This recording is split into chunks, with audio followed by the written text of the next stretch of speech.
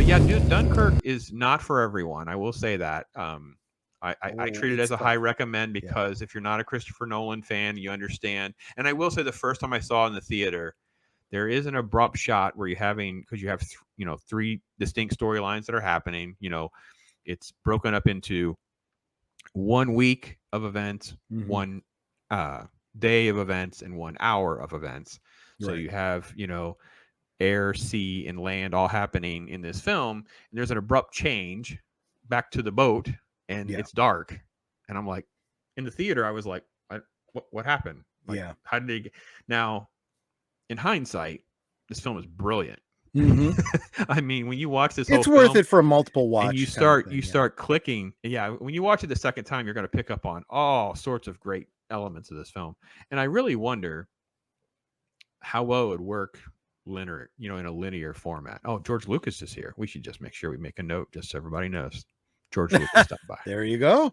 Watching, always watching, George. So what are your Well, thoughts on there's just somebody who knows how to tell a story too. Yes, it is. Thank you, George. So what are your thoughts on Dunkirk as a non-linear versus linear story and all of that?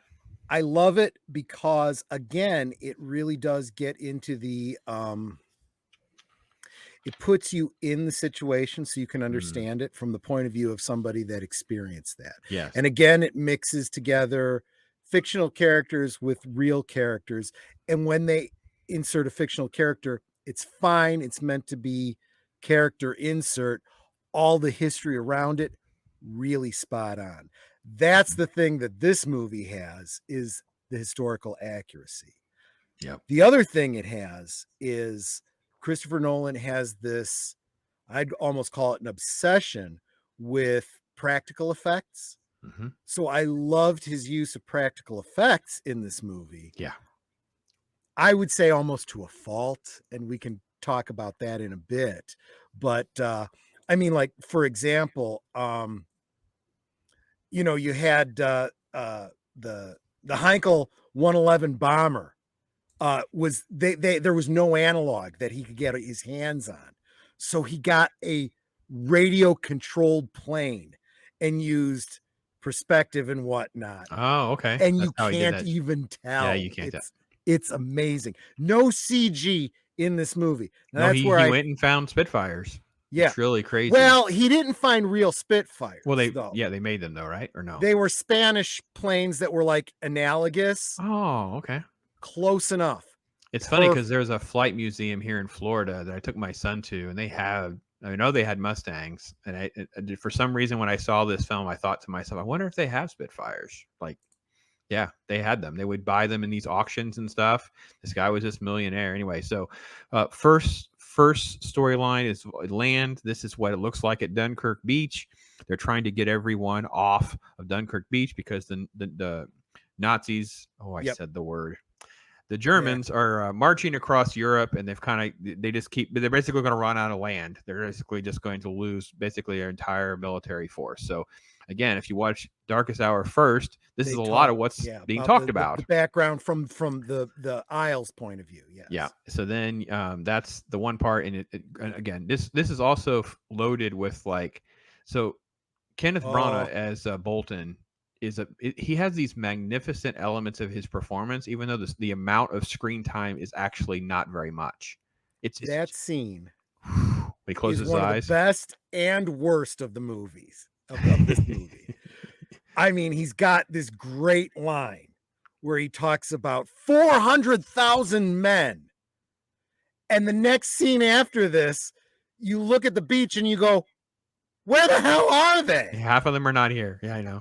More than, I mean, that's the problem, because they chose not to go with CG. Yeah.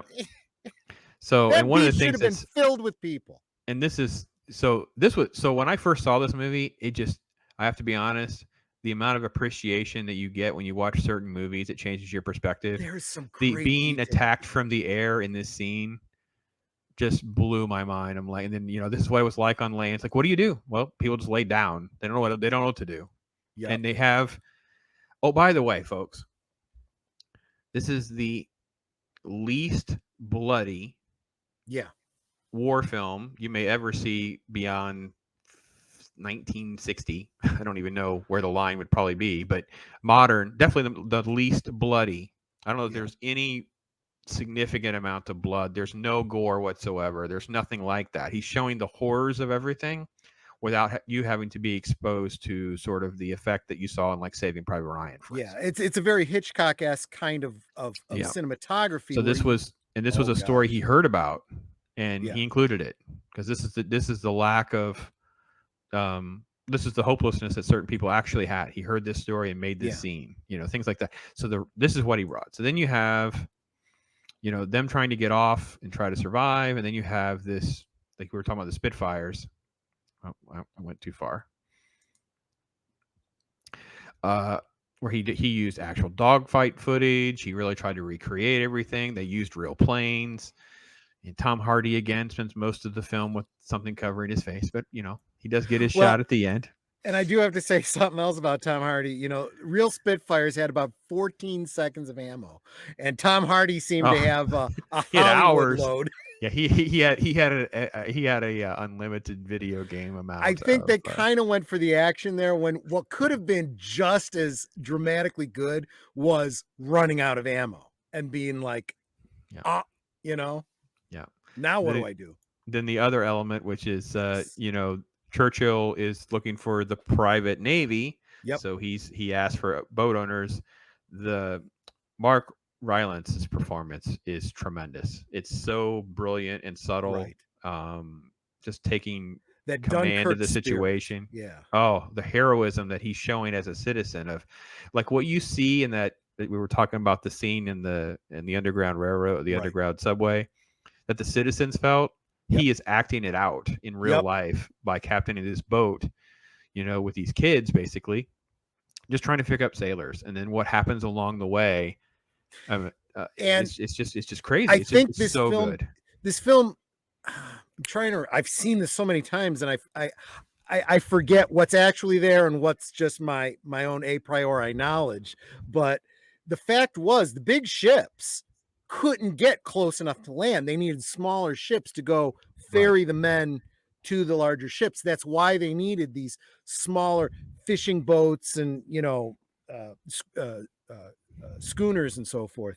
And I think that is absolutely, spot on. Gosh, and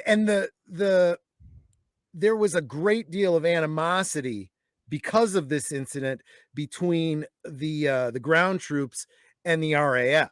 Where's the RAF? They didn't feel Right. they got the now.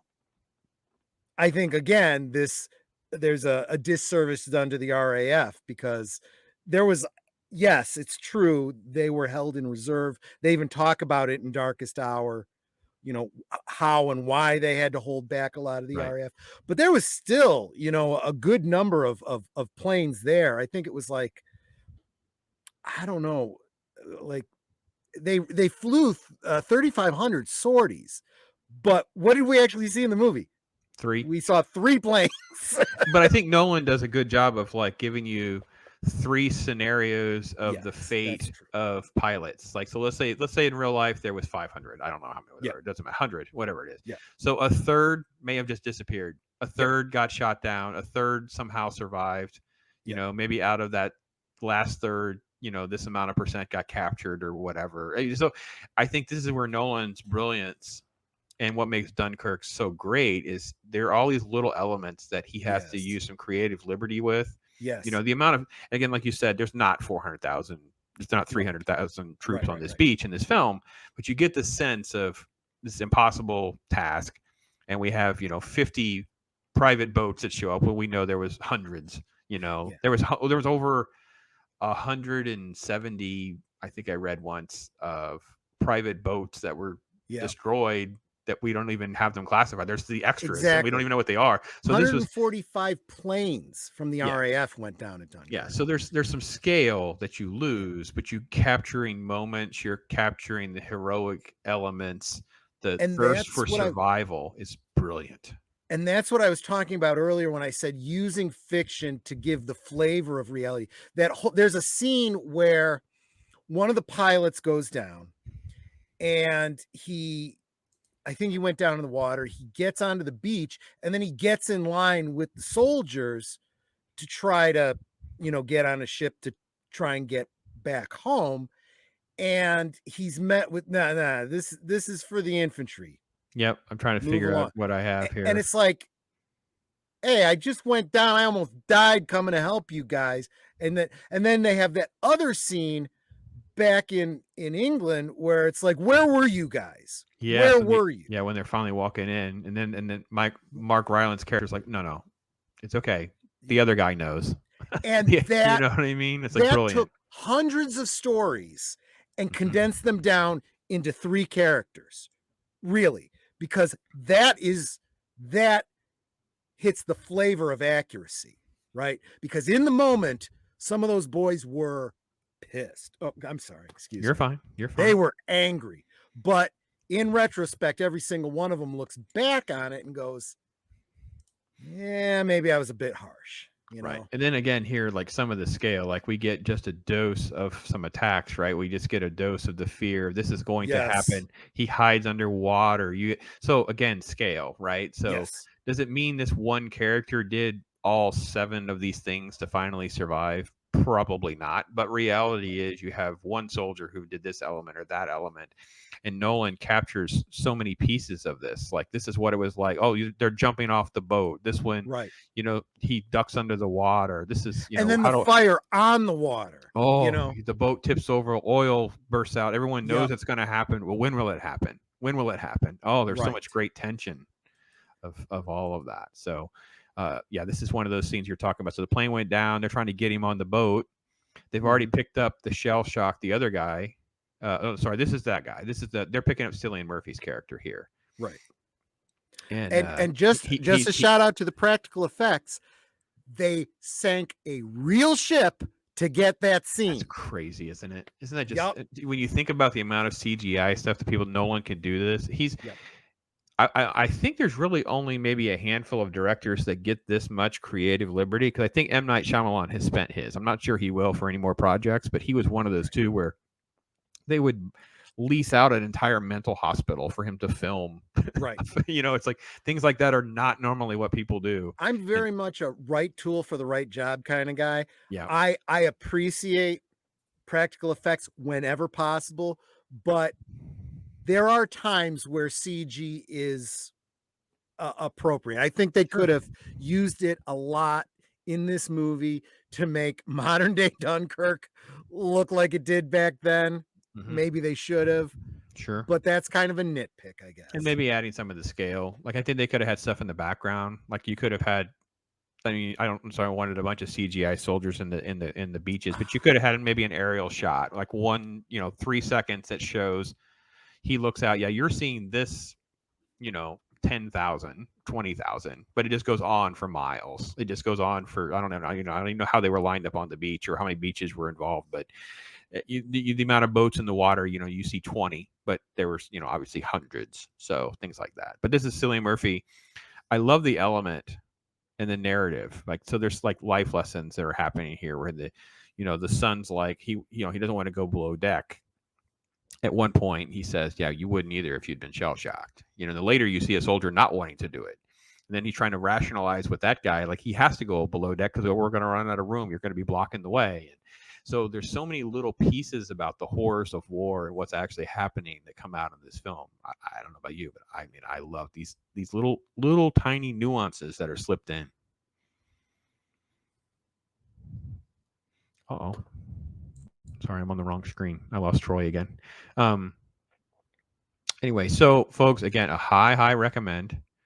Loved the acting and performances. This was Cillian Murphy's character is that shell shock soldier. You get some great work here. This is some stuff early in the film, first opening scene of the film. Then you get these survival scenes where you have different things that are happening. Obviously, in the boat, there's this thought of what happens if the boat goes down, how will you get out of the room? And then it actually happens. Like you know it's going to happen in a way because it's been foreshadowed, but because they didn't ruin it for you, it really did work. It really did work. So again, it's told out of order. It's a little hard to get used to. But I think if you've seen it once, you can do good by seeing it again. I think you would enjoy it. It's like one of these things where I really want to make sure folks know that they can. There are good films to watch. In Darkest Hour and Dunkirk are definitely a Venn diagram of this historic rescue operation in British history and Churchill's legacy. A lot of what happens at the very end of Dunkirk, at the very end of Dunkirk is the speech that Churchill. As Troy was saying or explaining, was that the timelines and the dates, it's not all perfect. It's not all perfect.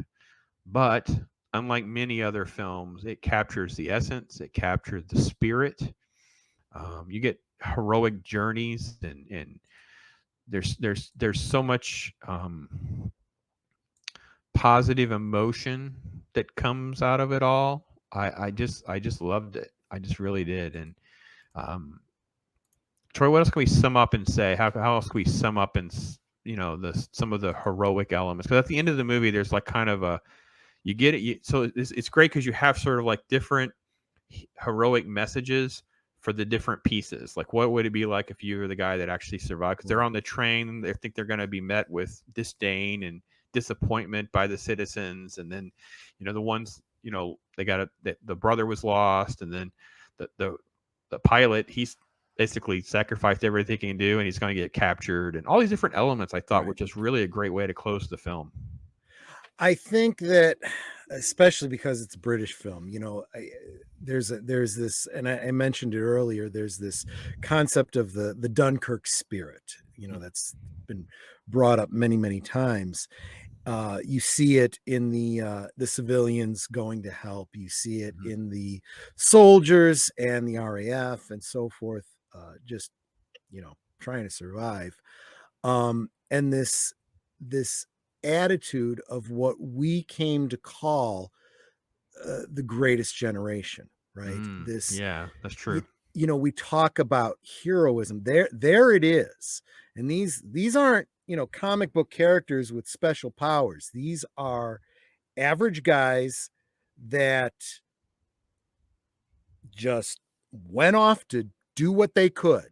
Let's see what we can do. And they did more than anyone had expected.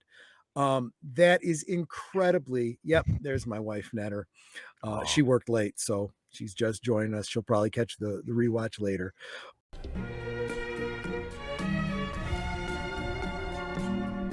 Yeah. Right?